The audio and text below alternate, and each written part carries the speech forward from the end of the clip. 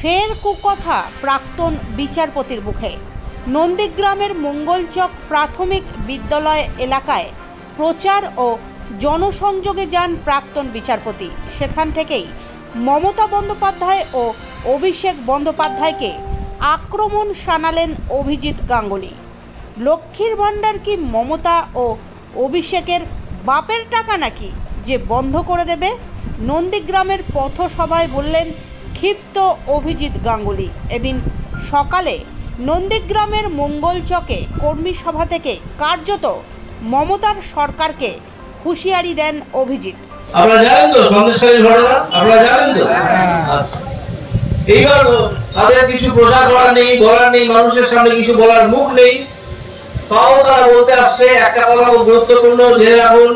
তারা বলছে যে মমতা ব্যানার্জি যদি না যেতে পারে, মমতার দল যদি হেরে যায়, তাহলে লক্ষ্মীর ভাণ্ডার নাকি বন্ধ হয়ে যাবে। এটা আপনারা জেনে রাখুন, সর্বৈব মিথ্যে কথা, এটা সম্পূর্ণ মিথ্যে কথা। এই ভাওতাবাজিতে আপনারা বিশ্বাস করবেন না। দেওয়া হয় সেটা মমতা ব্যানার্জির বাপের টাকা নয়, সেটা আসে পশ্চিমবঙ্গ সরকারের কোষাগার থেকে। সেই টাকা মমতা ব্যানার্জির ভাইপোর বাপের টাকা নয়, সেটাও আসে পশ্চিমবঙ্গ সরকারের কোষাগার থেকে।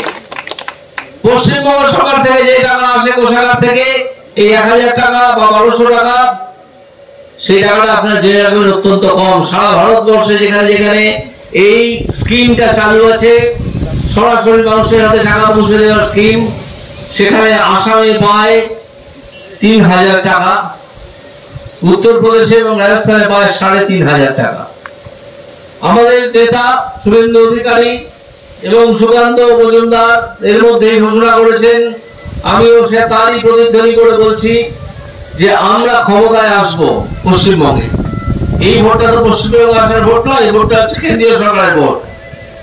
কিন্তু আমাদের ধারণা আমরা এখানে ডিসেম্বর মাসের মধ্যে ক্ষমতায় আসবো। যদি তা নাও আসি তাহলে 2026-এ তো আসবোই।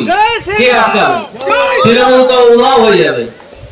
আমরা এলে এইখানে চালু করব অন্নপূর্ণার ভান্ডার।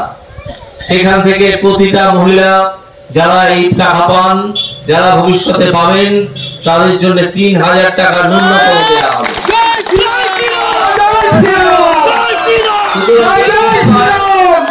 যদি শুনেছেন, ন্যূনতম 3000 টাকা আমরা দেবো, 1000 টাকা দেয়। আপনারা শুনে রাখুন, এই ভাওতাতে আপনারা বিশ্বাস করবেন না, 5000 দেয়। মধ্যপ্রদেশে, রাজস্থানে তো 3500 টাকা দেয়। তোমরা 1000 টাকা দিচ্ছ কেন?